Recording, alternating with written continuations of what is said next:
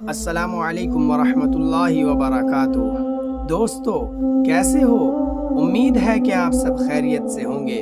میری دعا ہے کہ اللہ تبارک و تعالی آپ سب کو خوش اور خرم رکھے، ہنستا اور مسکراتا رکھے۔ آپ تمام آفتوں سے، بلاؤں سے اللہ تبارک و تعالی آپ کی مدد فرمائے، آپ پر کوئی بھی مشکل نہ آئے۔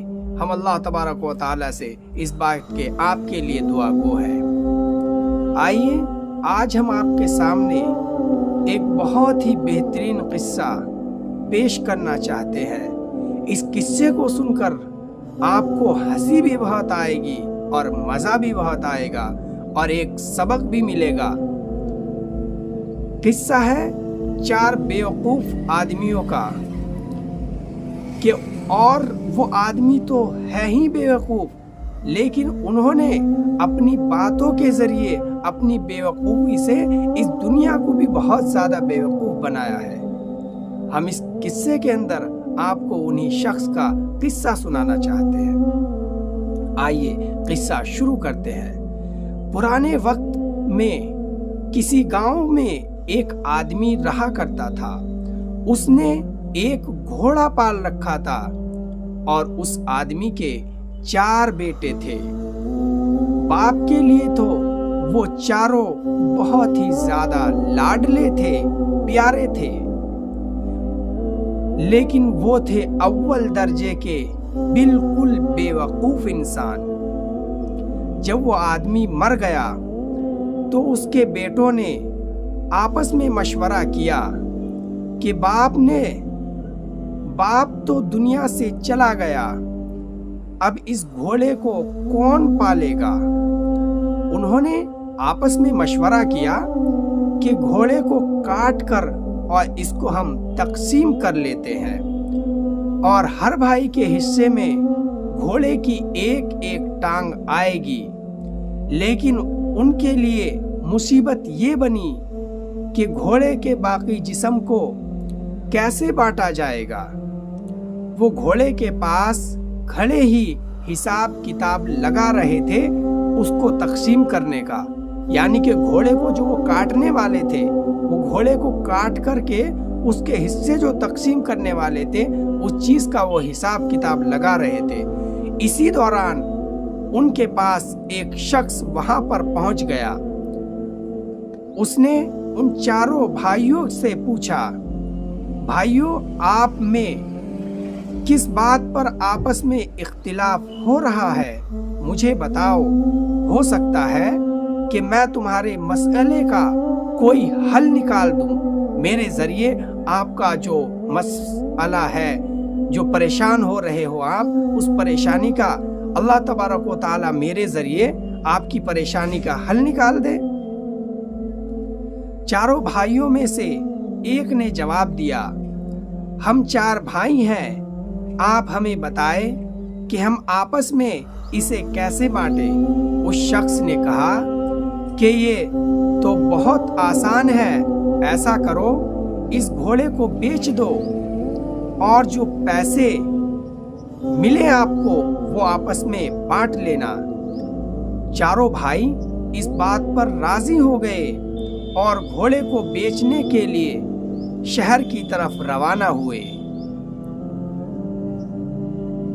اس دوران وہ جنگل کی طرف سے گزر رہے تھے تو وہیں پر ان کو رات ہو گئی۔ 4 بھائی دن بھر کے تھکے ہارے، ایک تھکاوٹ ان کے جسم میں ہو گئی تھی۔ جیسے ہی وہ لیٹے ان کو نیند آ گئی۔ جب وہ گہری نیند میں سو رہے تھے تو رات کے کسی پہر ایک چور وہاں سے گزر رہا تھا۔ اس نے دیکھا کہ 4 آدمی بالکل بے خبر اس سنسان جنگل کے اندر سو رہے ہیں اور زور زور سے کھراٹے لے رہے ہیں۔ چور آہستہ آہستہ گھوڑے کی طرف بڑھا، گھوڑے کی رسی کھولی اور گھوڑے کو بھگا کر وہاں سے چلا گیا۔ تھوڑی دیر بعد ایک بھائی کی آنکھ کھلی، اس نے دیکھا کہ گھوڑا وہاں سے غائب ہو گیا۔ فوراً اس نے دوسرے بھائیوں کو جگایا اور بتایا کہ ہمارے گھوڑے کو کوئی چوری کر کے لے گیا ہے۔ ایک بھائی نے انگڑائی لیتے ہوئے کہا، سو جا، ابھی لے گیا ہوگا، صبح دیکھ لیں گے۔ صبح جب ان کی آنکھ کھلی تو وہ ڈھونڈنے کے لیے نکلے۔ راستے میں انہوں نے اچانک اونٹ کے پیر کے نشان دیکھے۔ ان میں سے ایک نے کہا، یہ دیکھو اونٹ کے پاؤں کے نشان ہے، اور ایک نے کہا کہ یہ نر اونٹ کے نشان ہے، تو دوسرے نے کہا کہ ایسا لگتا ہے یہ اونٹ ایک آنکھ سے اندھا بھی تھا، اور تیسرے نے کہا کہ ایسا لگتا ہے کہ یہ اونٹ اپنی رسی توڑ کر بھاگا ہے۔ چوتھے نے کہا کہ ایسا لگتا ہے اس کے مالک نے اس کو بہت زیادہ پیٹا ہوگا، اس لیے یہ گھر سے بھاگ گیا۔ پھر انہوں نے دیکھا کہ ایک شخص پریشان حالت میں آ رہا ہے۔ اس نے پوچھا، آپ لوگوں نے یہاں کوئی اونٹ دیکھا ہے؟ تو انہوں نے ان میں سے ایک نے کہا کہ نر اونٹ، جو پہلے شخص نے کہا تھا۔ دوسرے نے کہا، اچھا وہ اونٹ جو ایک آنکھ سے اندھا بھی تھا۔ تیسرے نے کہا، ارے تم اس اونٹ کی بات کر رہے ہو جو رسی توڑ کر اپنے گھر سے بھاگ آیا تھا۔ چوتھے نے کہا کہ اچھا وہ اونٹ جس پر اس کے مالک نے بہت زیادہ لٹھ بجایا تھا اور وہ اپنے مالک سے ڈر کر اپنے گھر سے نکل کر بھاگ گیا تھا، تم اسی اونٹ کی بات کر رہے ہو۔ وہ شخص کہنے لگا کہ تم سب ٹھیک کہتے ہو، اب یہ بتاؤ کہ اونٹ کہاں دیکھا تم نے؟ انہوں نے ایک زبان کہا کہ ہم نے اونٹ نہیں دیکھا ہے، تم آگے جا کر تلاش کرو۔ وہ شخص کہنے لگا، بھائیو، آپ کے پاس اونٹ سے متعلق اتنی ساری معلومات ہے اور پھر بھی تم انکار کر رہے ہو، بھلا یہ کیا بات ہوئی؟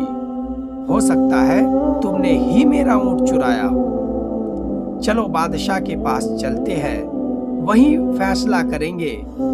چاروں بھائی اور وہ اونٹ کا مالک بادشاہ کی دربار کی طرف روانہ ہوتے ہیں۔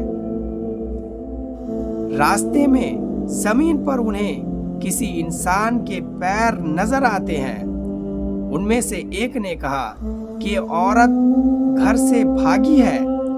دوسرے نے کہا، بے وقوف تھے نا، تو اس لیے اپنی اپنی رائے ہر جگہ ضرور پیش کرتے تھے۔ دوسرے نے کہا کہ یہ عورت کے پیر کے نشان ہے۔ تیسرے نے کہا کہ یہ عورت پیٹ سے لگتی ہے، یعنی کہ یہ حاملہ عورت کے پیر کے نشان ہے۔ پھر جب وہ آگے بڑھے تو ان کے پاس ایک آدمی بھاگا بھاگا آیا کہ بھائیو، تم میں سے کسی نے عورت کو دیکھا ہے؟ ایک بھائی نے کہا، جو گھر سے بھاگی ہوئی تھی۔ دوسرے نے کہا، جو پیٹ سے حاملہ تھی۔ تیسرے نے کہا کہ رات کے وقت گھر سے بھاگ کر نکل گئی تھی۔ اس نے کہا کہ ہاں، کہہ تو صحیح رہے ہو۔ تو انہوں نے کہا کہ ہم نے تو نہیں دیکھا، تم کہیں اور تلاش کرو۔ وہ شخص کہنے لگا کہ میں تمہارے اوپر کیسے یقین کروں کہ تم سب کچھ جانتے ہو اور اب کہتے ہو کہ ہمیں معلوم نہیں ہے؟ میری عورت یقیناً تم لوگوں کے ہی پاس ہے۔ تو سبھی نے کہا کہ اگر تمہیں ہماری بات پر یقین نہیں تو ہمارے ساتھ بادشاہ کے دربار میں چلو، وہیں اس معاملے کا بھی فیصلہ کریں گے۔ اب وہ شخص بھی ان کے ساتھ چل پڑا۔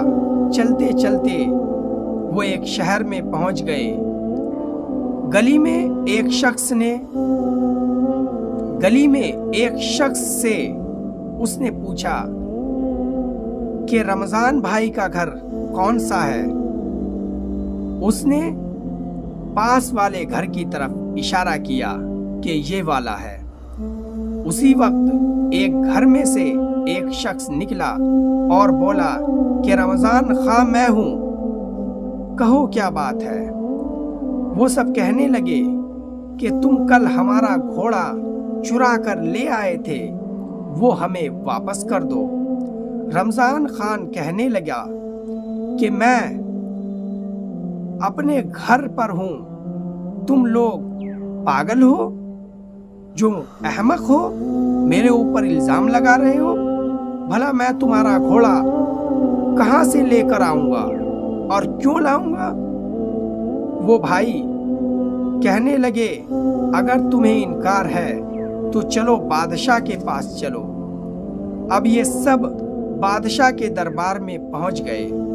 بادشاہ نے ان سے پوچھا کہ تم لوگ یہاں کیوں آئے ہو؟ کیا بات ہے؟ انہوں نے کہا ہم انصاف کے لیے بادشاہ کے دربار میں آئے ہیں۔ پھر سب نے بادشاہ کو تمام بات باری باری بتائی۔ اونٹ کے مالک نے کہا جناب، ان سب نے پہلے میرے اونٹ کے متعلق سب باتیں درست بتائی اور پھر کہتے ہیں ہم نے دیکھا نہیں ہے۔ اونٹ کو چرانے والے یقیناً یہی لوگ ہیں، مجھے انصاف چاہیے۔ دوسرا شخص کہنے لگا میری بیوی رات کو گھر سے بھاگ گئی تھی، ان لوگوں نے اس کے بارے میں ساری بات درست بتائی اور اب صاف کہتے ہیں کہ ہمیں نہیں پتا، نہ ہم نے اس عورت کو دیکھا ہے۔ میری بیوی کو اغوا کرنے والے یہی چاروں بھائی ہیں اور کوئی نہیں ہے۔ بادشاہ نے ان چاروں بھائیوں سے پوچھا کہ تم اپنی صفائی میں کیا کہنا چاہتے ہو؟ اب انہوں نے بادشاہ کے سامنے ایک جواب دیا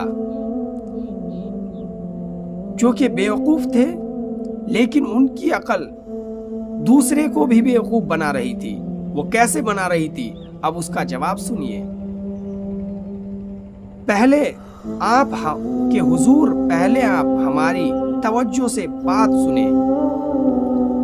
رات کو رمضان خاں ہمارا گھوڑا چوری کر لیا، ابھی وہ اتنا ہی کہہ پائے تھے کہ رمضان خان نے کہا حضور مجھے اس کے متعلق بالکل بھی خبر نہیں ہے، مجھے یہ لوگ بلا وجہ پکڑ کر لائے ہیں۔ اب بادشاہ نے ان چاروں بھائیوں سے پوچھا کہ جب رمضان خان گھوڑا چوری کرنے گیا تھا تو تم میں سے کس نے دیکھا؟ تو کہنے لگے حضور ہم میں سے کسی نے نہیں دیکھا۔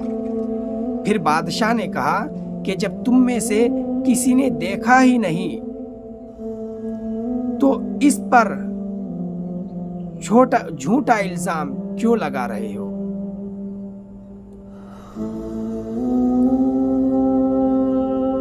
اور جو دوسرے لوگ تمہیں مقدمے میں پھنسا رہے ہیں اس کی آپ لوگ کیا صفائی پیش کرو گے؟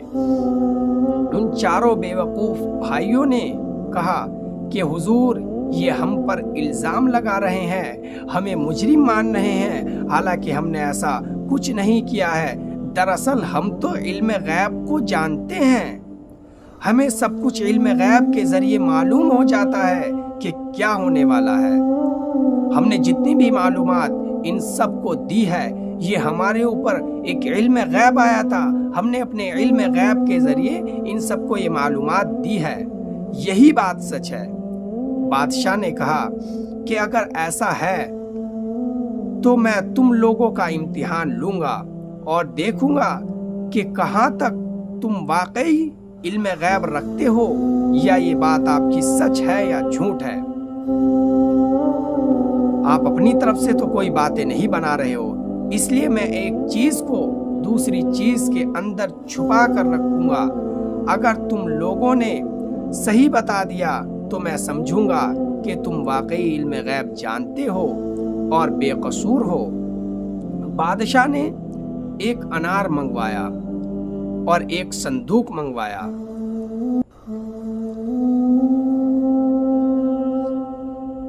اور اس صندوق کے اندر اس انار کو رکھ دیا اور ان چاروں بیوقوفوں سے پوچھا کہ بتاؤ اس صندوق کے اندر کیا چیز ہے؟ وہ سبھی ایک دوسرے کا منہ تکنے لگے، ایک دوسرے کی طرف دیکھنے لگے۔ سب سے بڑے بھائی نے کہا کوئی گول گول سی چیز ہے؟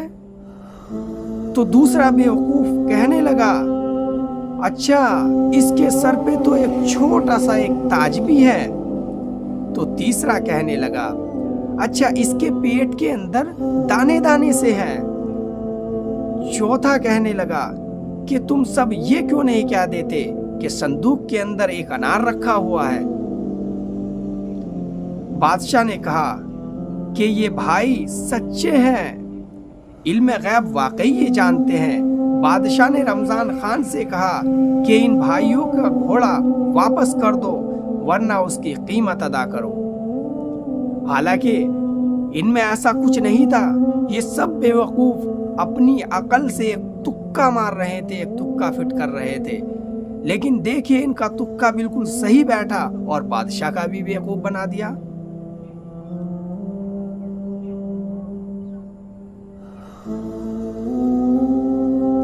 اور دوسروں سے کہا کہ تم اپنا اونٹ اور یہ اپنی بیوی تلاش کرے، کیونکہ یہ بھائی واقعی علم غیب جانتے ہیں۔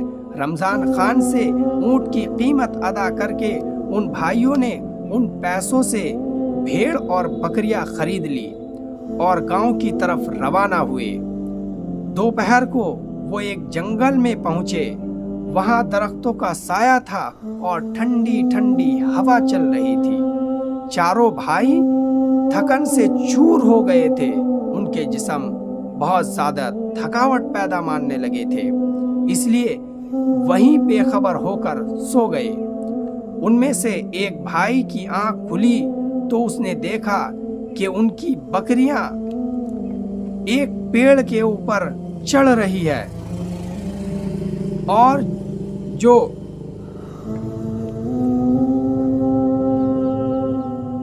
جگالی پھیر رہی ہے منہ پھیلا پھیلا کر۔ اس نے اپنے بھائیوں سے کہا چپکے سے کہ اٹھ جاؤ بھائیوں۔ سارے بھائی اٹھ گئے۔ بھائی پوچھنے لگے کیوں، کیا ہوا؟ اس نے کہا بکریاں ڈنڈے توڑ رہی ہے اور بھیڑیں ہمیں مارنے کے لیے آپس میں ایک ساتھ مشورہ کر رہی ہے۔ چونکہ بکری ایک پیڑ کے اوپر کھڑی تھی اور بھیڑیں سب ایک جگہ، جیسے کہ اپنے ریوڑوں کے اندر کھڑی رہتی ہے، ایسے ایک جگہ کھڑی تھی، تو ان بیوقوفوں کو لگا کہ بھیڑیں ہمیں مارنے کے لیے مشورہ کر رہی ہے۔ چاروں بھائی وہاں سے بھاگ نکلے اور بھیڑ بکریاں کو وہیں چھوڑ دیا۔ بھیڑ نے ان کے پیچھے پیچھے بھاگنا شروع کر دیا تو ایک بھائی نے بھیڑ کے پتھر پھینک کر مارا اور کہا کہ بھائیوں ایک کو تو میں نے مار دیا، اب جتنی جلدی ہو یہاں سے بھاگ چلو، یہاں سے بھاگ کر نکل جاؤ۔ جب وہ کافی دیر بھاگے تو تھک گئے اور ان کی سانسیں پھولنے لگی۔ بھاگتے بھاگتے وہ رکے اور ایک نے کہا گنتی کرو، کیا ہم سب مکمل ہے؟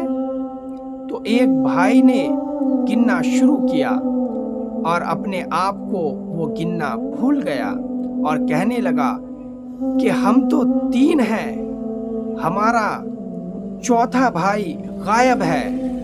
دوسرے نے کہا کہ اب میں گنتا ہوں، اور دوسرا بھی اپنے آپ کو گننا بھول گیا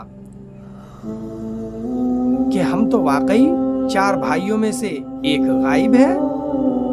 اسی طرح چاروں نے باری باری سر گنتی لگائی اور ہر ایک نے اپنے آپ کو گننا بھول گیا۔ وہ سمجھ رہے تھے کہ ہم میں سے ایک بھائی غائب ہو گیا، کھو گیا ہے کہیں جنگل میں۔ اسی دوران وہاں سے ایک گھڑ سوار گزر رہا تھا۔ جب اس نے ان بھائیوں کی یہ حرکت دیکھی تو وہ سمجھ گیا کہ یہ اول درجے کے بیوقوف ہے۔ اس نے کہا کہ اگر میں آپ لوگوں کی گنتی مکمل کر دوں تو مجھے کیا ملے گا؟ وہ سب بھائی کہنے لگے کہ ہم سب تمہارے غلام بن جائیں گے، جہاں تم لے جاؤ گے ہم وہاں چلیں گے۔ گھڑ سوار نے پہلے ایک بھائی کا ہاتھ پکڑا اور کہا کہ یہ ایک ہوا، پھر دوسرے کا پکڑا اور کہا کہ یہ دوسرا ہوا، پھر تیسرے بھائی کا ہاتھ پکڑا اور کہا کہ یہ 3 ہوئے، اور پھر چوتھے بھائی کا ہاتھ پکڑا اور کہا کہ اب تم 4 پورے ہو گئے، تم میں سے کوئی بھی غائب نہیں بچا۔ اس پر سارے بھائی خوش ہو گئے اور کہا کہ اب سے ہم تمہارے غلام ہیں۔ گھڑ سوار نے ان سے پوچھا تم سب ایسے بھاگ کیوں رہے ہو؟ انہوں نے کہا کہ ہماری بکریاں ڈنڈے توڑ رہی تھی ہمیں مارنے کے لیے، اور بھیڑیں ہمیں مارنے کے لیے آپس میں مشورہ کر رہی تھی۔ گھڑ سوار نے کہا کہ میرے ساتھ چلو، میں بکریوں اور بھیڑوں سے تمہاری صلح کرا دوں گا۔ وہ بھی بیوقوف تھا۔ جب وہ جنگل کے قریب پہنچے تو راستے میں ان کی ایک بھی ہوئی پڑی تھی۔ وہ بھائی کہنے لگے کہ یہ وہی بھیڑ ہے جو ہمیں مارنے کا مشورہ بنا رہی تھی۔ جنگل میں پہنچ کر جب ان کی نظر بھیڑ بکریوں پر پڑی تو چاروں بھائی گھبرانے لگے۔ گھڑ سوار ان کے پاس گیا اور ہر ایک کے سر پر ہاتھ رکھا اور ان کو کمر پہ تھپکی دی، اور ان سب بھائیوں سے کہا کہ اب یہ سب تمہیں کچھ نہیں کہے گی، اور کہا آؤ تم بھی میرے ساتھ چلو۔ گھڑ سوار بھیڑ بکریوں کو لے کر گھر پہنچا تو چاروں بھائی بھی اس کے ساتھ تھے، کیونکہ وہ اس کی غلامی قبول کر چکے تھے۔ اس نے ان چاروں بھائیوں کو اپنے سامنے کھڑا کیا اور سب کی ذمہ داریاں لگانا شروع کی۔ ایک کو کہا کہ تم گھوڑوں کے لیے چارہ لاؤ گے، دوسرے کو کہا کہ میری ماں بوڑھی ہے، تم ان کا خیال رکھو گے کہ ان کے اوپر ایک بھی مکھی نہ بیٹھے، تیسرے کو کہا ایسے ہی چاروں بھائیوں کو ایک ایک ذمہ داری سونپ دی۔ چوتھے کو انہوں نے کہا کہ تم گندم کی فصل کو دیکھو گے کہ اس کے پاس کوئی بھیڑ یا بکری نہ آئے۔ گھڑ سوار اب اپنے کاروبار میں مصروف ہو گیا۔ جس بھائی کے ذمے مکھی اڑانے کا کام دیا تھا اپنی ماں کے اوپر سے وہ ایک ڈنڈا لے کر کے بیٹھ گیا۔ جب گھڑ سوار کی ماں کے اوپر کوئی بھی مکھی بیٹھتی تو وہ اسے زور سے ایک ڈنڈا مارتا۔ وہ بیچاری ڈنڈے کھاتی کھاتی چیختی چلاتی مر گئی اور اللہ کو پیاری ہو گئی۔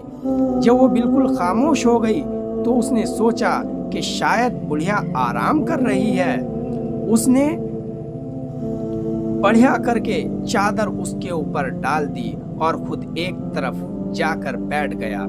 جس بھائی کے ذمے گھوڑے کو چارہ کھلانا تھا اس نے اپنے دل میں سوچا کہ یہ تو بہت مشکل کام ہے، کیوں نہ میں ایک کام کروں کہ اس گھوڑے کو ذبح کروں۔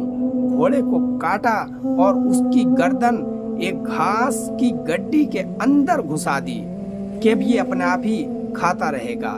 تیسرے بھائی کو جو ذمہ داری دی تھی گندم کی کہ تمہیں گندم کے پاس کوئی بھی نہ آئے، اس نے سوچا کہ گندم کو بعد میں کوئی کاٹے گا، اس کو ہمیں یہاں سے کاٹنا پڑے گا، پھر اس کو ہم گھائیں گے، پھر اس کے بعد میں اس کو صاف کریں گے، صاف کرنے کے بعد اس کو چکی پر لے جانا پڑے گا اور چکی والا اس کو پیسے گا، پیسنے کے بعد پھر اس کا آٹا بنے گا، پھر آٹا بننے کے بعد ہمیں حکم ہوگا کہ تم اب روٹی بناؤ، پھر روٹی بنانی پڑے گی اور روٹی بنانے کے بعد جب ہم اس کو سیک لیں گے تو پھر بھی ہم کھائیں گے۔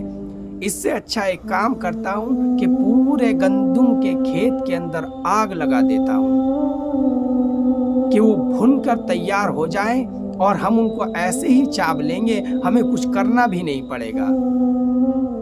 اب جب وہ گھڑ سوار اپنے کاروبار سے واپس آیا تو اس نے دیکھا کہ ان چاروں بیوقوف نے سب کچھ ختم کر دیا. اب وہ ان چاروں کو پکڑ کر پھر سے ایک بار بادشاہ کے دربار میں حاضر ہوا. تو بادشاہ نے کہا کہ اب تم کیوں آئے ہو یہاں؟ اس گھڑ سوار نے سارا معاملہ بادشاہ کے سامنے پیش کیا. بادشاہ نے کہا کہ دیکھو, یہ سب علم غیب کے جاننے والے ہیں. ان کو شاید ایسا پتا ہوگا کہ اس کی ماں مرنے والی ہے, وہ مر گئی, تو اس لیے یہ ایک کونے میں جا کر کے بیٹھ گیا اور بڑھیا کا دم نکل گیا. ان کو ایسا لگا ہوگا, ان کے اوپر علم غیب آیا ہوگا کہ گندم کی اتنی ساری کیوں دیکھ بھال کی جائے, کیوں نہ اس کے اندر آگ جلا کر کے اس کو سیک لیا جائے, اس کو بھون لیا جائے. اور اس بات کا بھی ان کو علم ہی ہوا ہوگا کہ تمہارے گھوڑے چارہ کھاتے ہیں, کیوں نہ سارے گھوڑوں کو کاٹ کر ان کی گردنیں گھاس کی گڈی کے اندر گھونس دی جائے تاکہ ان کو کھانا خود ہی کھا لے, کوئی کھلائے بنا. تو وہ چاروں بھائی تو بہت بڑے والے بیوقوف تھے ہی, لیکن انہوں نے اپنے وقت کے, اپنے ملک کے حکمراں کو, اپنے ملک کے بادشاہ کو بھی کس طریقے سے بیوقوف بنا دیا. تو اس لیے کہا جاتا ہے کہ اس دنیا کے اندر بے وقوفوں کی کوئی بھی کمی ہے ہی نہیں.